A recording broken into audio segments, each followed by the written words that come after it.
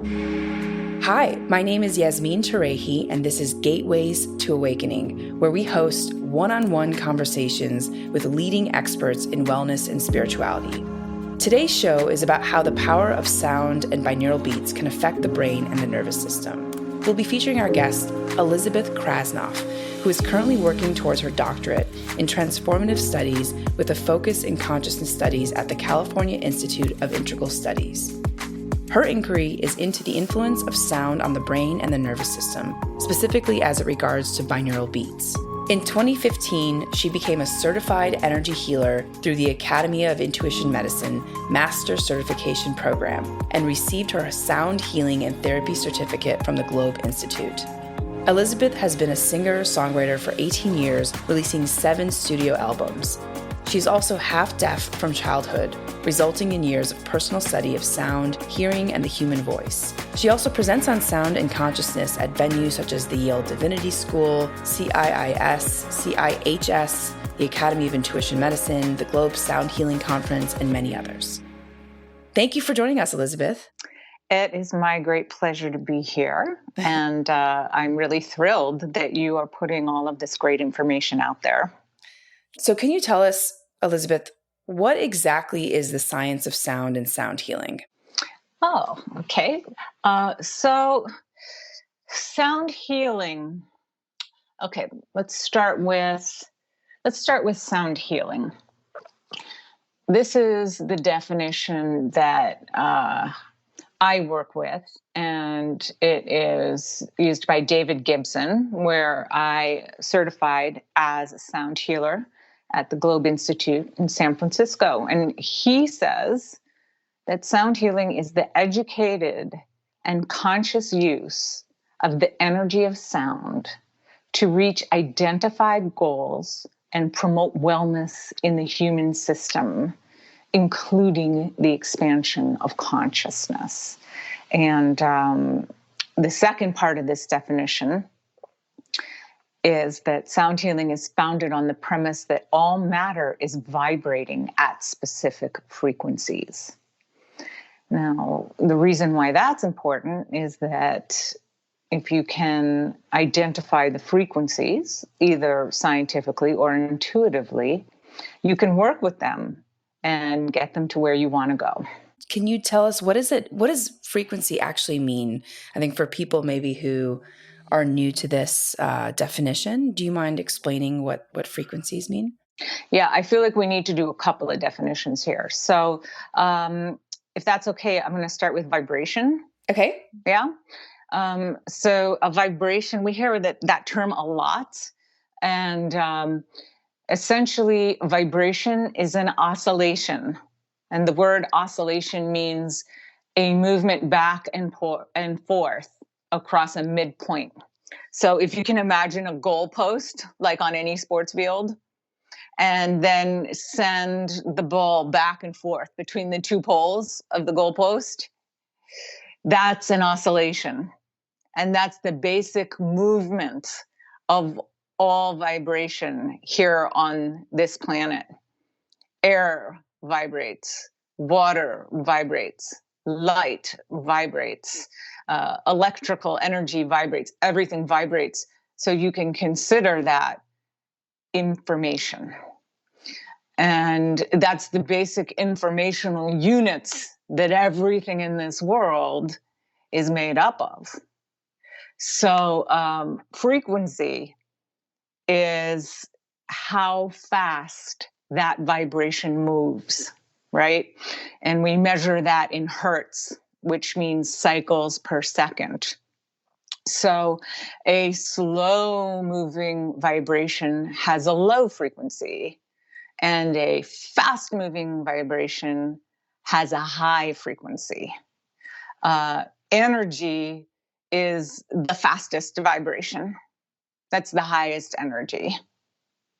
Then if you were going to talk about rhythms, right? Then we're going to talk about beats and rhythms and music and all that good stuff.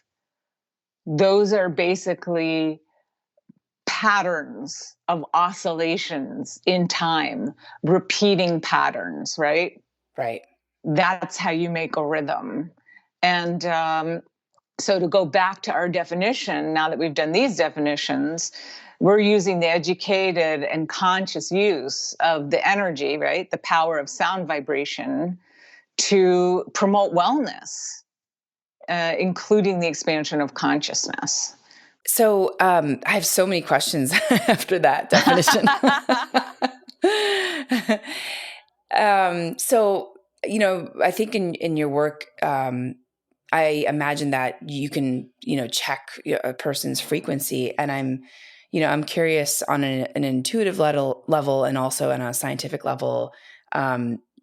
As humans, we obviously have different frequencies, and so is there a way to, I know we're going to dive into the healing power of sound, but I'm curious just to understand where we are at a kind of set point. Can we check what our frequencies are as humans? Because I'll just kind of share my reflections. I frankly feel that certain people feel different to me intuitively, right? And rooms feel different to me. So I'm just curious, are you able to also measure a person's frequency? And if so, how does that work? So that's a great question, Yasmin. When I answer questions, I want to be specific about whether I'm answering from scientific evidence, experimental evidence, or intuition. Scientific evidence would be defined by, okay, this information has been repeated in a controlled experimental environment, a clinical environment. That's what we consider scientific information. Experimental means it's a theory and we're starting to see it. We're not entirely sure yet. And then intuitive means we've gotten there just from using our inner, I call it the inner GPS. Some people call it the inner shaman. Some people call it intuition. So I'm going to answer your question from the first and second perspective, and maybe even the third. So from a scientific perspective, can we find the resonance of a person or a room? So let me start with a room. There is a formula to find the resonance of a room. It's like buying a shelf at IKEA, height, depth, and width. Right? Okay. So they go into all these ancient chambers and they can measure the resonance of the room and tell you what frequency it is. Wow. It was very cool. So you think, wow, well, I don't quite buy that. Well, how do you think they're zapping your kidney stones when they use ultrasound? We use frequency medicine, resonance medicine all the time in hospitals. We just don't know what it is. But when you locate kidney stones and zap them, you're using that sound. You're using ultrasound. It's how we, look at fetuses in the womb. X-rays, MRIs, all of that is resonance therapy. All of that is understanding how to measure and find the resonance. Now, I know, so that's sort of what is scientifically being done right now with that. But can you walk into a hospital and get a diagnosis of your frequency, your resonance, and correct it? No, that's not happening yet. But there is a practitioner who I have been to a number of times, Dr. Jeff Thompson in Carlsbad, and he does measure and determine your frequency as a person. You lie down on the table. And so I just need to say one thing here before I say this. We are not sophisticated enough to scientifically measure energy yet. The way that those of us that work with sound measure what is happening with sound is by measuring the nervous system. So as we talk, you're going to see that's going to come up over and over and over again. Our metric is the nervous system. So you lie down and he hooks you up to the sensors, and he can watch your nervous system on the screen, and he finds your frequency. I am an E note, E minus 17. That is the frequency that I resonate at. There's like 100 units in between, like a note on a piano. Like I'm between the D note and the E note on the piano. And yeah. Wow. So it's very powerful therapy. So that's experimental. He has 30 years of results. They are not published in a journal, so we have to call them experimental. Intuitively, and I'm going to go to the other end of the spectrum.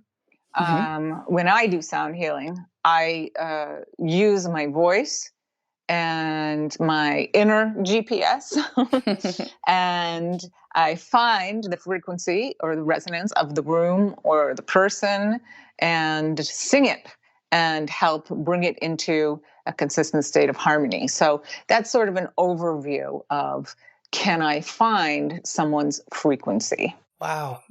Fascinating. And I imagine also that we also have different frequencies throughout the day, right? Because we take things in, we do yoga maybe, or we wake up from a nap and things feel different. So, yeah, I'm just curious. Mm-hmm. Yeah. Yeah. It's different all day long, and it's different anywhere that there's a cavity in your body that has its own resonance and its own frequency. And in your brain, all of your different brain cavities have different frequencies, different resonances.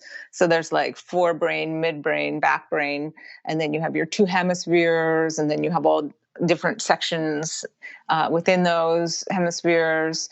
It's all different frequencies. Wow. Fascinating. Elizabeth, you are an expert, or I guess you're studying binaural beats in your doctorate. Can you tell our audience what exactly are binaural beats? I have only spent a little bit of time experimenting with binaural beats, but things that I found online. So I'm just a complete novice to the world of binaural beats, and also how it can affect the nervous system. So I'd love for you to just share your perspective on these topics. Sure thing. I have spent probably 4 years now studying and researching binaural beats. So I think I can answer that question. What I have made it my mission to do is to bring scientific research to the field of sound. And the area that I selected was binaural beats. And so in order to do that, I have learned everything I can about binaural beats. And then I've gone to the present time and picked the 26 most current clinical, published, peer-reviewed studies and put them together in a report and an analysis, which is my dissertation, to be able to say to you, this is what we know binaural beats do, and this is what we don't know. So that's the perspective that I'm going to be coming from. And then, of course, I'm also a sound practitioner, so I have anecdotal evidence and my own intuitive knowledge. So again, I'll be clear when I'm referring to what. What is a binaural beat? So a binaural beat, it's a signal that only exists in your head. You can't hear it anywhere else. It is only in your brain. So the only way that you can perceive it and hear the beats is to wear headphones. That's always the first thing I say. A lot of people play the binaural beats that they find on YouTube or on the apps, and they're like, oh, this is great. This is really helping me. The music is really helping you because all music helps you. But unless you have headphones on, you're not hearing the binaural beats. Now, why is that? And it's also the reason why they're called binaural. It's a double pathway through the ears. So you create them by taking one frequency. So let's just say the frequency is 340 hertz. We know that's a really good frequency to hear. And then you detune that frequency, let's say by 7 hertz. Okay. So now you're going to have 340 hertz in one ear, and you're going to send 347 hertz to the other ear. That's why you have to have the headphones, right? You have to be able to hear two different signals. So here comes these signals in through your ears, which is not actually where you hear. The ears are just where you transduce the vibration. Transduce means to take a signal and to turn it into another form of information, right? So you just got pure vibration out there. Your ears take the signal and they transduce it, and it comes in to your brain stem. And then your brain stem sends it up the back of your head out into your auditory cortex on the side of your head, up like maybe just behind where your temples are. That's actually, if you take your fingers and put them up just behind your temples in your hair, that's where you're actually hearing, which I find fascinating. So, right? So in come these binaural beats, and the brainstem has to do something about it. The brainstem says, wait a minute, there's 340 hertz coming here, and there's 347 hertz coming here. What do I do?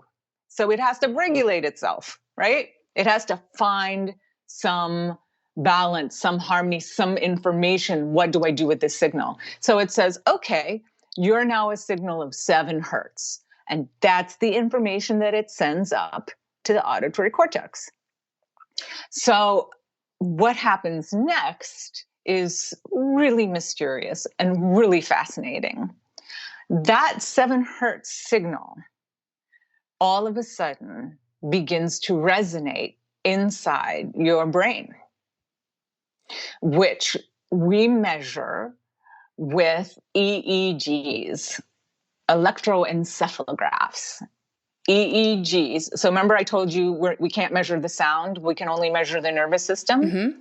EEGs are measuring the electrical activity in your brain. So with an EEG, you can see, holy cow, I sent a 7 hertz signal from outside into the brain, and now inside the brain is a 7 hertz signal.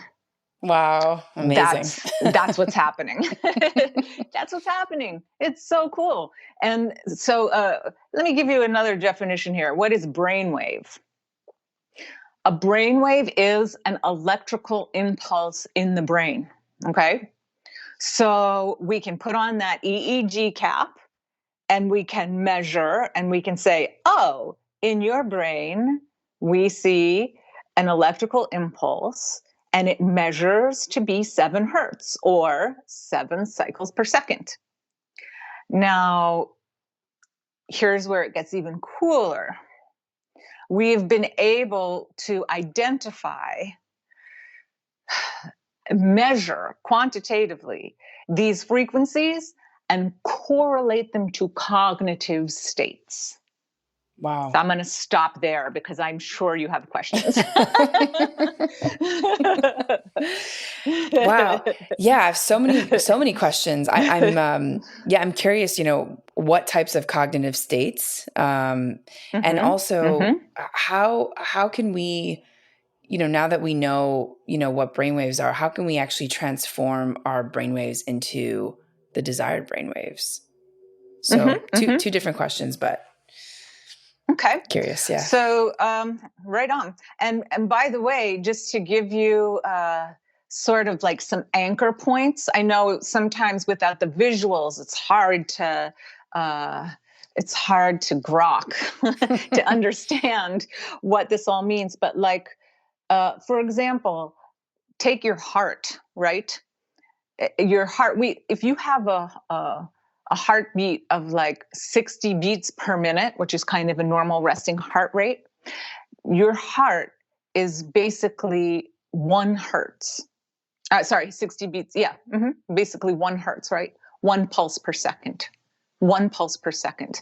So your heart is pulsing 1 pulse per second, 1 pulse per second, 1 pulse per second.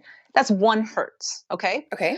The brain is not much faster, right? It's not much faster. The lowest brain waves, the sleeping brain waves. So we're gonna talk about 5 gears here, right? The lowest gear, first gear, is delta, and that is 0.5 hertz to 4 hertz.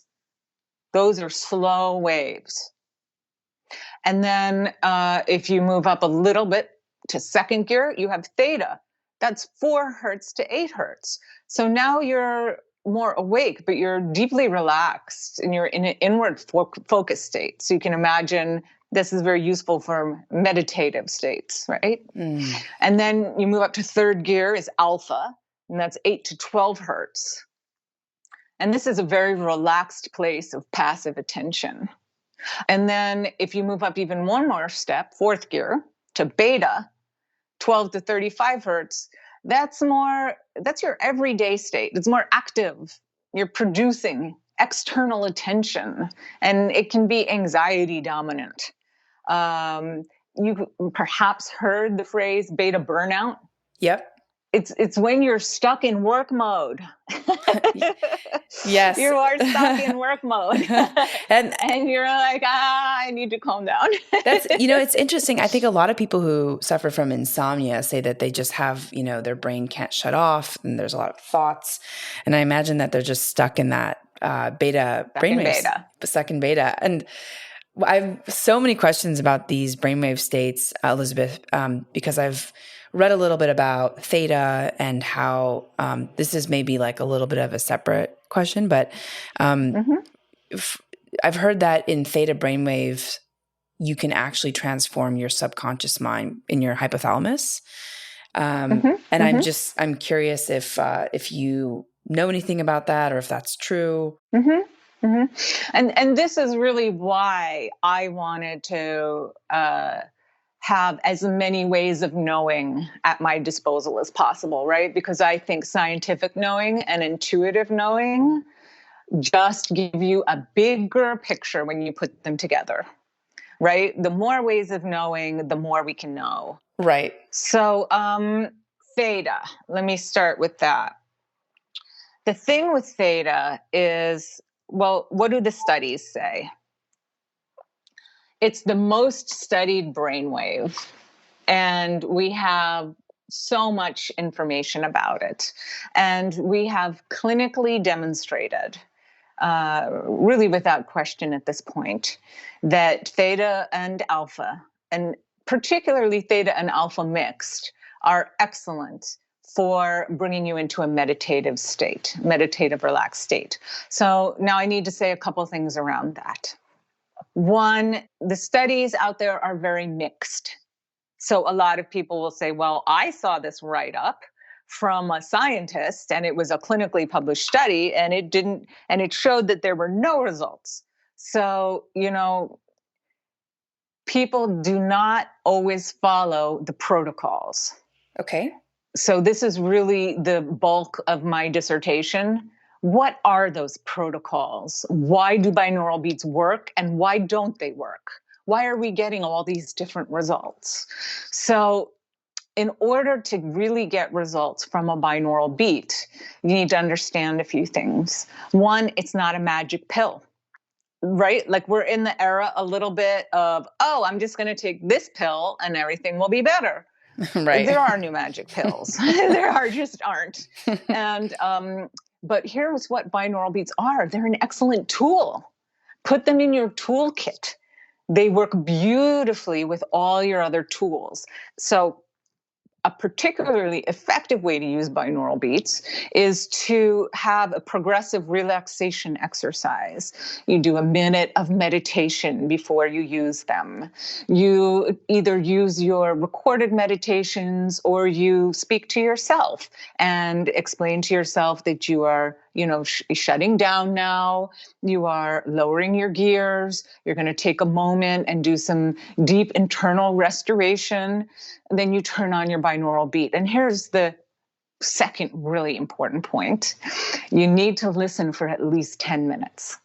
Oh, at least 10 minutes. 10, is the really the sort of threshold for clinical experiments when they start to see really good response. And so 10, 15, I like 20 minutes, really, personally, intuitively, if I sit down and listen to something to meditate. So those are really important, what do I want to say, qualifiers for, yes, there's absolutely, when you introduce a theta binaural beat to the brain, inside the brain, you will find a corresponding resonating theta binaural beat. That's real, but you have to know how to use it. Wow. So just summarizing here, give yourself a moment to relax, give yourself some instructions. I have a study that shows the exact same theta alpha beat to two different control groups. Only the control group with those instructions went into trance state. The other group did not. And then the second piece is give yourself at least 10 minutes, I would say somewhere between 10 and 20 for your break. And then you absolutely can use them. And Elizabeth, where can people actually find binaural beats? The ones that maybe are, but that you recommend. Right. So I know there's a lot of really cool apps out there like Beatfulness, and I know you can find pretty much anything on YouTube. But the deal is that I can't research where those all come from, so I never use them. I'm like, as much as I'm an intuitive girl, I'm also a science girl, and I want to know, where'd you get your beats from? What's your research? So there are 3 companies that I use that I have checked their research. I have researched their research. And they've been around for 50 years, and they're really doing it. The first one is called Holosync, HOLOSYNC, holosync.com. They have my favorite meditation suite.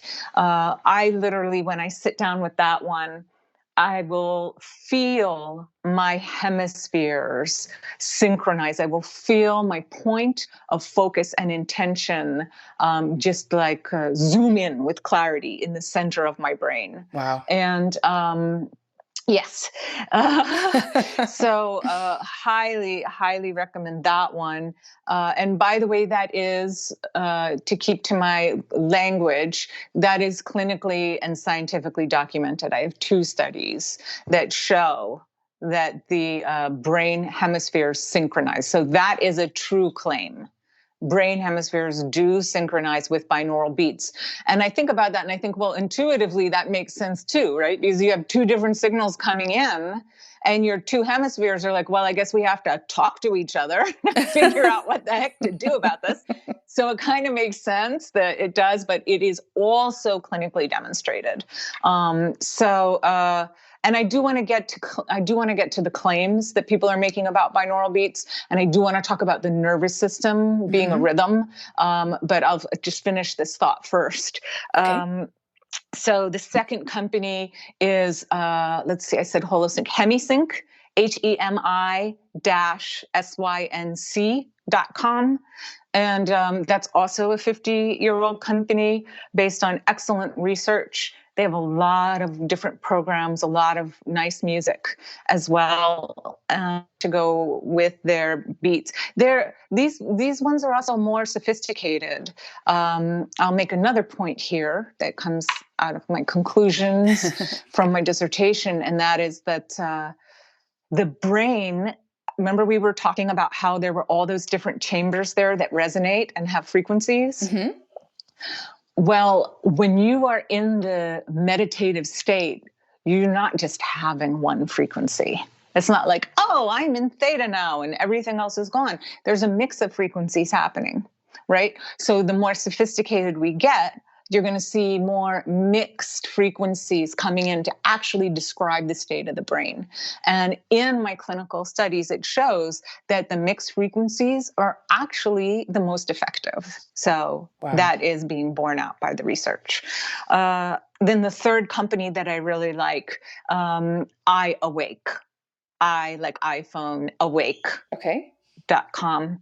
And They also have a number of really terrific programming, and they have a lot of electronica as well with their programming. So that's 3 companies that I recommend, and between the 3 of them, it's an enormous menu. Wow. Okay. Wonderful. I just took notes myself. I will check them out after this. Yeah. Very interesting. Yeah. And so I know that we wanted to talk about some of the earlier questions on the how the brain waves affect the nervous system, or how the binaural beats affect the nervous system. So maybe we can, we could talk about that before we move on. I have so many more questions. I'm just jumping out of my chair. Cool. You ask great questions. That's that much I've learned about you. Thank you. So why does it work, right? Why does sending, so we've kind of established that you can send a 7 hertz frequency to the brain, and the brain will resonate that 7 hertz frequency, and that there are these correlative cognitive states that happen, right? But why does that work? And the reason that works is because your nervous system is a rhythm. Your nervous system is an electrical rhythm. I'm just letting that sink in there. We are electrical. That is how our neural activity happens. It's how our nerves communicate with electricity.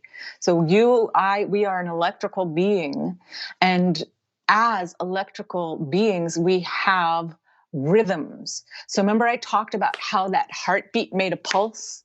Boom, boom, boom. Okay. Each of those pulses, it's like a little discharge, right? It builds up its energy and it discharges it and it releases it. Poof. Right? Like a pump, if you can picture like a pump coming up and down.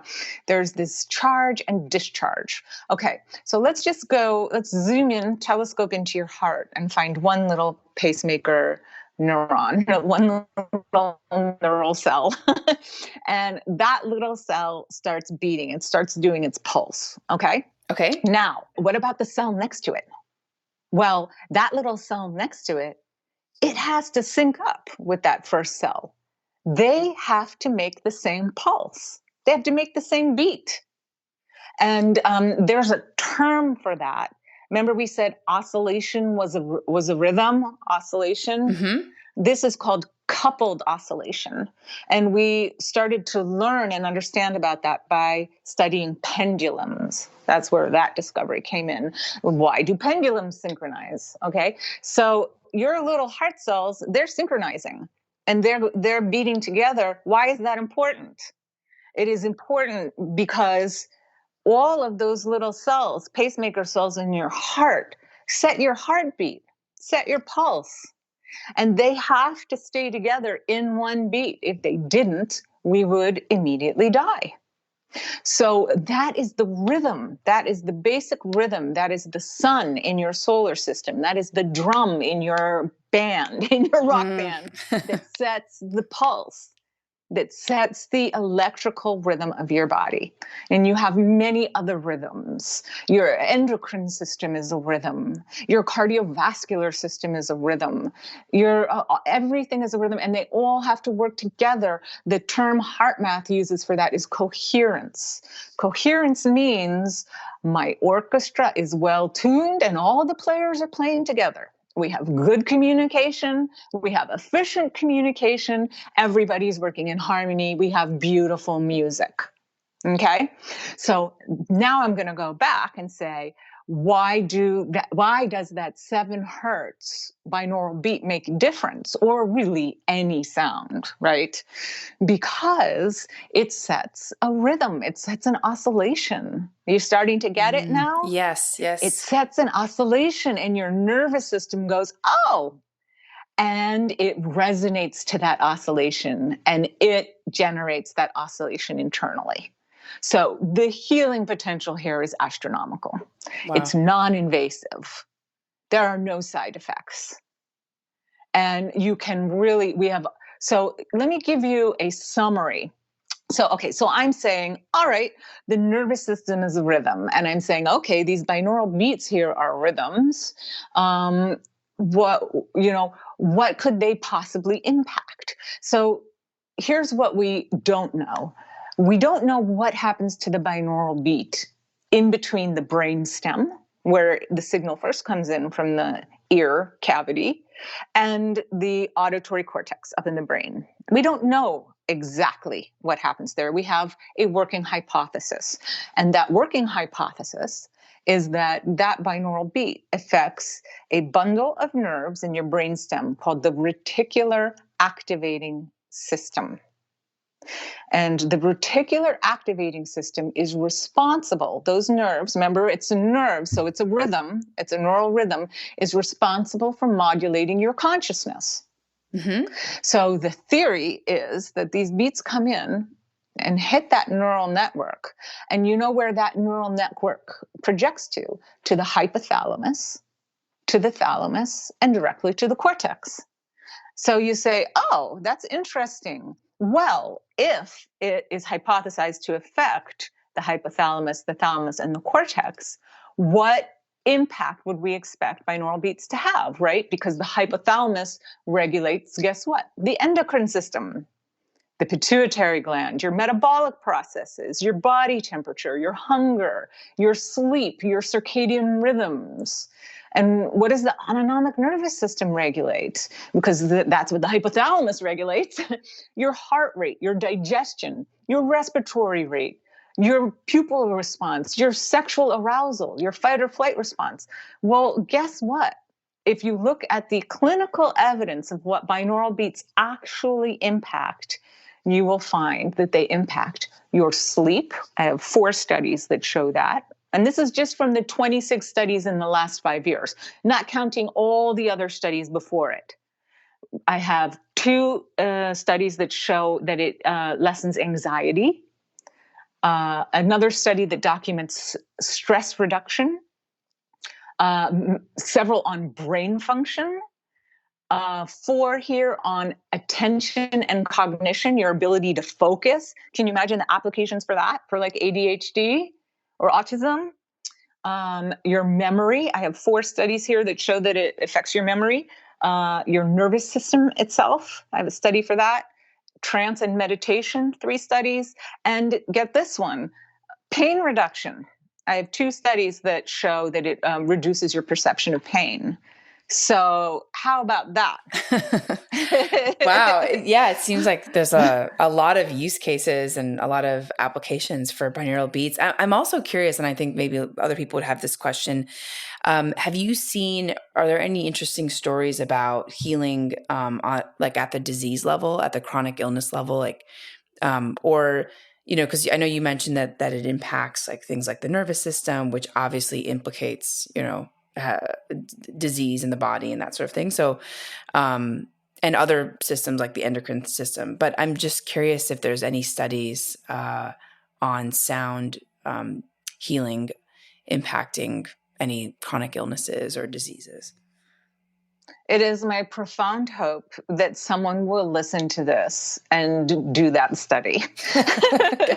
The field is not there yet. The field is just at the place where it's starting to sort out what do binaural beats affect, and how can we regularly with confidence produce those effects. So that's where the field is right now. However, I will refer you to a book, a fabulous book, called The Power of Music by Elena Mannes, Mannes, in which she documented all of the clinical uses of sound currently in use in hospitals across the United States. So, yes. So although you will not see binaural beats in here, you will see what has made it into the hospitals. So there are kind of 2 fields. There's music therapy and sound healing, which is newer. Music therapy is older, and music therapy deals more with whole songs and just the power of music, literally the title of this book, The Power of Music as It Is. And so that has already, typically what happens is the nursing field will pick up the research, bring it into the hospitals and start using it with their patients. And so like my research, it all comes from three fields. It comes from neuroscience and psychology. And those are the two fields that have developed the methodologies for studying binaural beats. And then my third field is health, right? And so the health field is just starting to say, hey, wait a minute, we're going to bring all these great experiments and methodologies in and see what we can actually impact.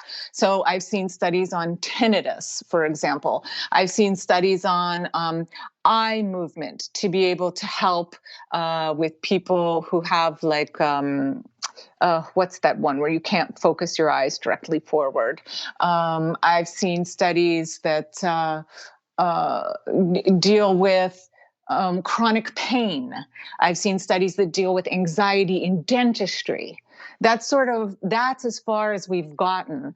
But so in The Power of Music, you'll see, they're using music to help rehabilitate stroke patients. They're using music to get the heartbeats of newborn infants to stabilize in NICU.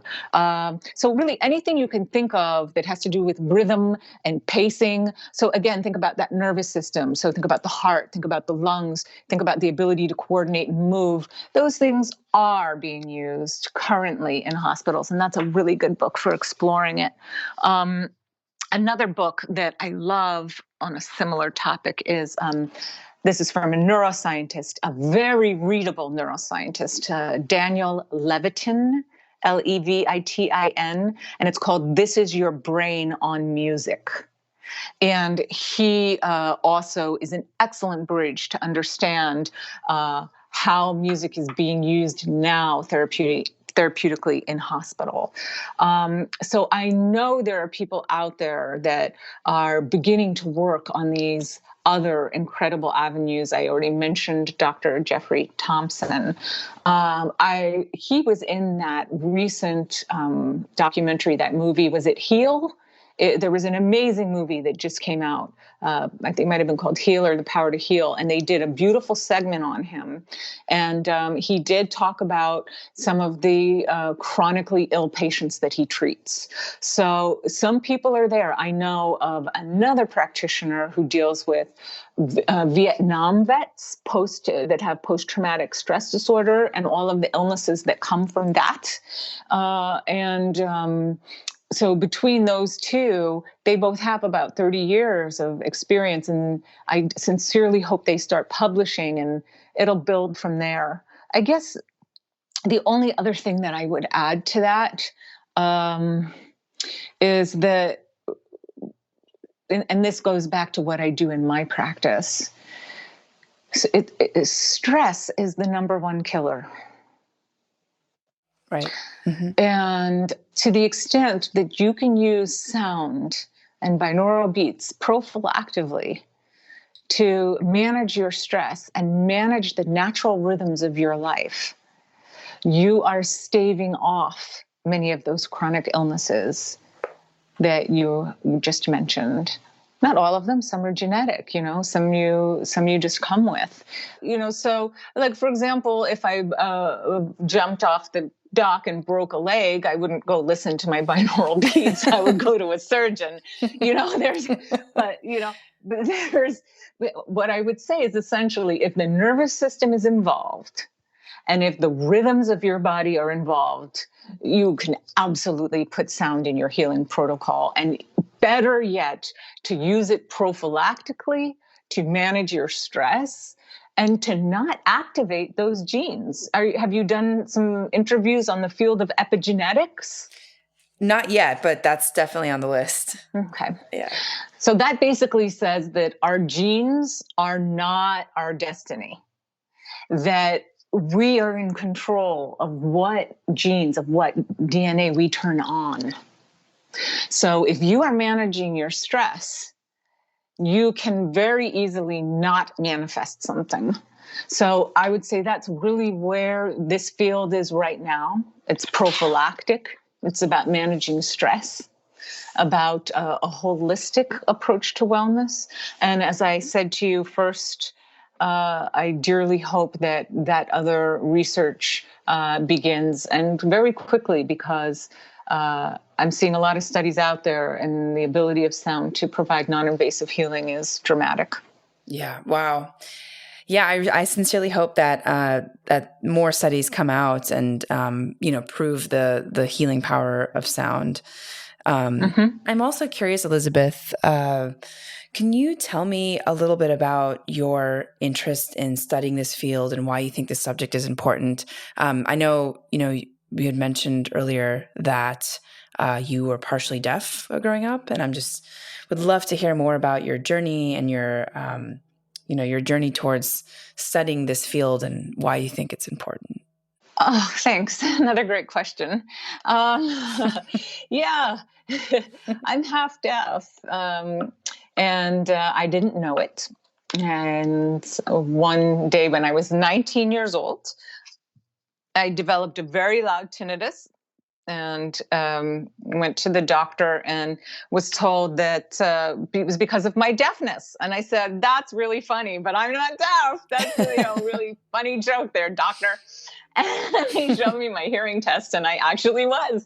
So all those years of thinking I was really just very spaced out and aloof, I was clueless for a different reason.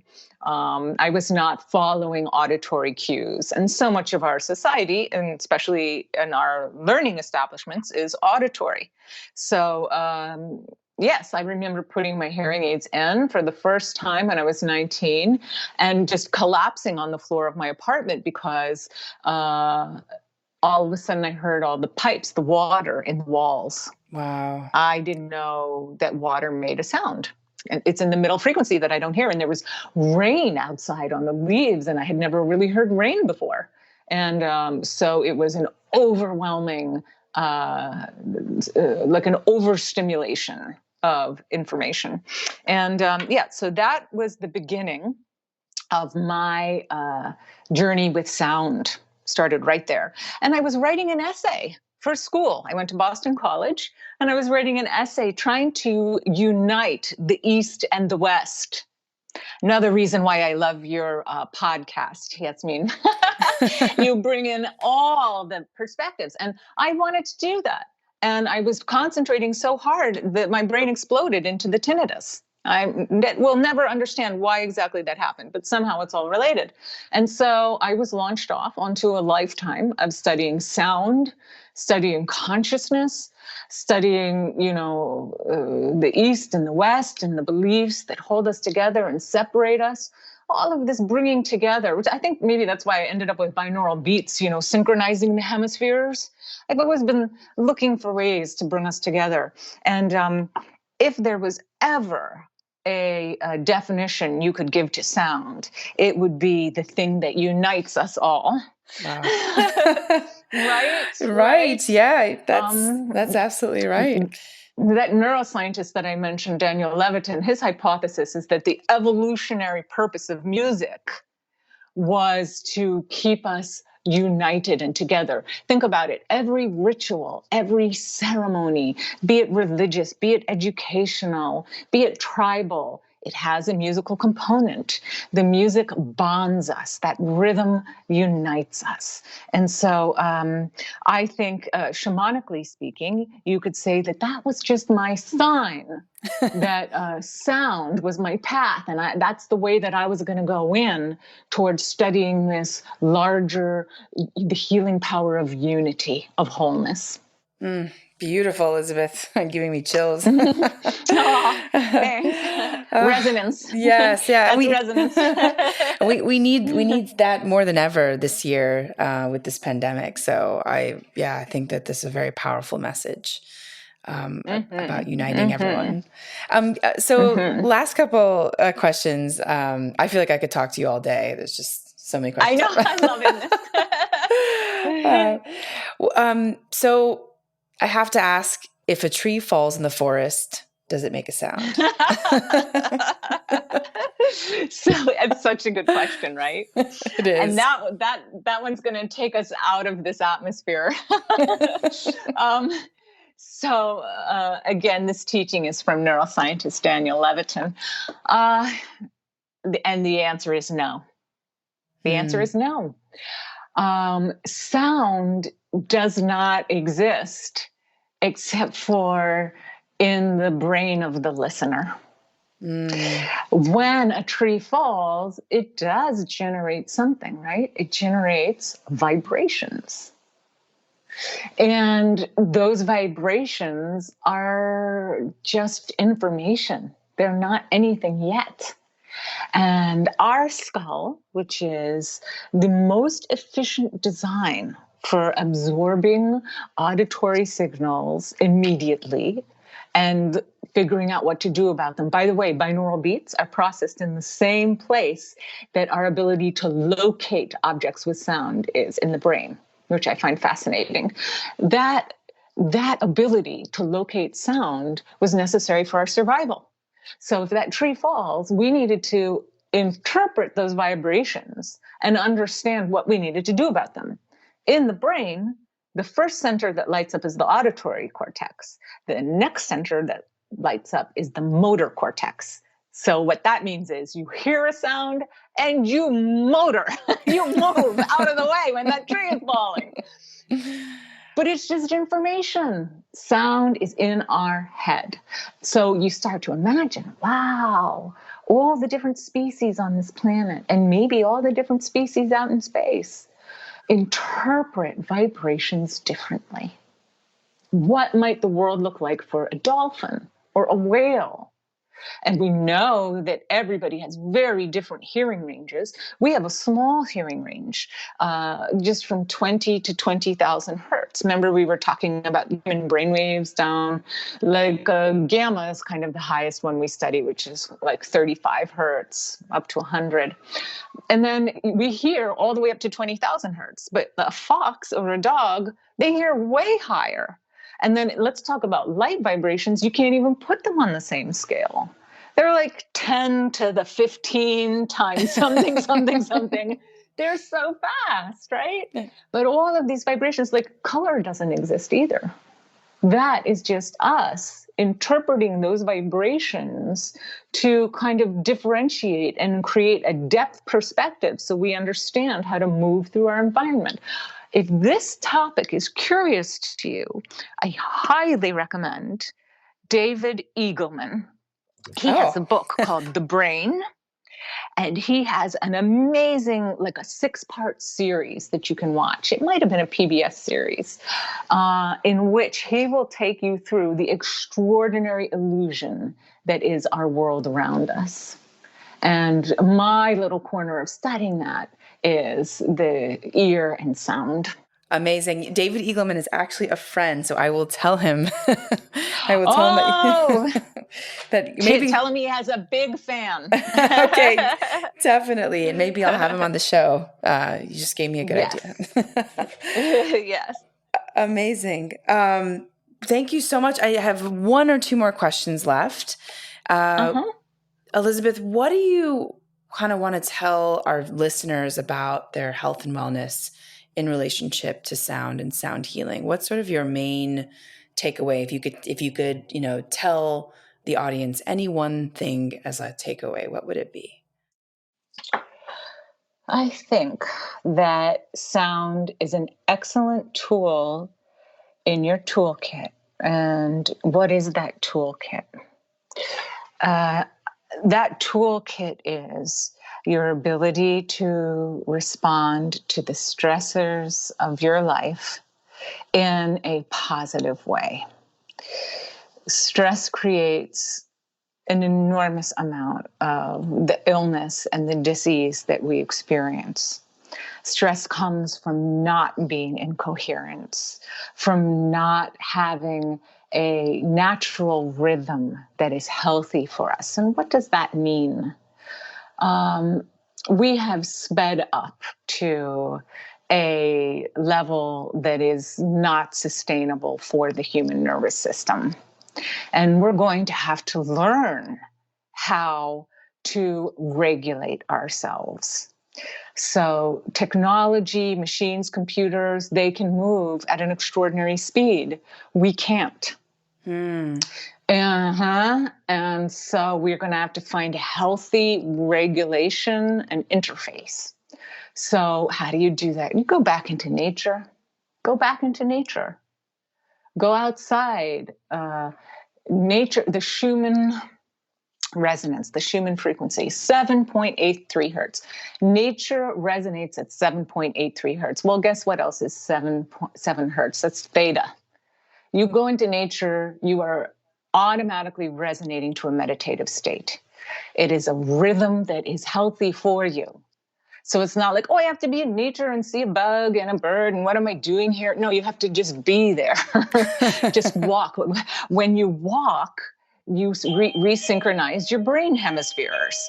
And so the main thing there is, how does sound fit into all of that? Sound can be part of really anything. It can be a playlist of nature sounds that you play on your computer. What if you can't get outside? What if you work at a desk 8, 9, 10 hours a day? Well, play the nature sounds there. Have a little alarm. There are apps, like an app I'm thinking called White Noise, that has incredible nature sounds, and you can program it to once an hour go off and remind you to get up and take a little walk and listen to something in a frequency that brings you back to a natural rhythm. So, be creative, make playlists, have your playlist that you listen to for lunch, have your playlists that you work out to. You're already doing it. I'm just calling your awareness to what you're already doing. And you can use sound to continually bring yourself back to that natural rhythm. And then you do that, you keep your stress levels down. And when you do that, you keep yourself healthy. So that would be my main message. Wow. Amazing. Amazing. I mean, it's so fascinating how the human nervous system cannot tolerate this level of connection to technology all the time. I think that's so beautifully said and poignant. Right? Yeah, for all of us, right? Me included. Wow. Elizabeth, thank you so much for such an enlightening discussion. I feel like I learned so much, and I have so many more questions. I'm going to be checking HoloSync, HemiSync, and iWake right after this call, so I can try the binaural beats and for 10 minutes at minimum. So, Elizabeth, this has been such a great conversation. Where can people find you if they want more information? And, now that we're in a space where you can do remote healing, is that something that you offer? Well, maybe not because maybe you have to be there with the sound healing equipment. But yeah, where can people find you and learn more about your work and follow you? Well, my website is sound-medicine.com. And I, in March, stopped seeing people in person, but I now see people over the phone. It's, been an opportunity to expand my practice and return to my roots. I'm also a trained intuitive and an intuitive counselor. So I now work over the phone and as an intuitive counselor, and the sound component is the singing. I still sing over people over the phone and offer, I can do the consultations, the heart math consultations, if someone has their own heart math software. So those are the 3 things that I offer now. Obviously, I'm not putting people on my sound bed and doing all of those things in my office that I used to do. But like everyone else, I expanded and have really been delighted with the new avenues that have opened up as a result of this. Wonderful. Amazing, Elizabeth. Thank you so much again for your time. I'm sure everyone listening is probably going to reach out to you very soon. Well, I look forward to singing over you. Yeah, me too. I can't wait. Yeah, I mean, you can call me up and I'll sing over you too. Yeah, I'm really curious what my tone is. I think that that in itself is a fascinating question. And I feel like I have so many pieces of wisdom that I got from this conversation. So I'm really excited to integrate them into my practice. Thank you so much, Elizabeth, again. And for our audience, thanks for joining and for listening. In this episode, we learned about how binaural beats and the power of sound affect the brain and the nervous system. You can tune in to Gateways to Awakening, where we host one-on-one conversations with leading experts in wellness and spirituality. Thanks again.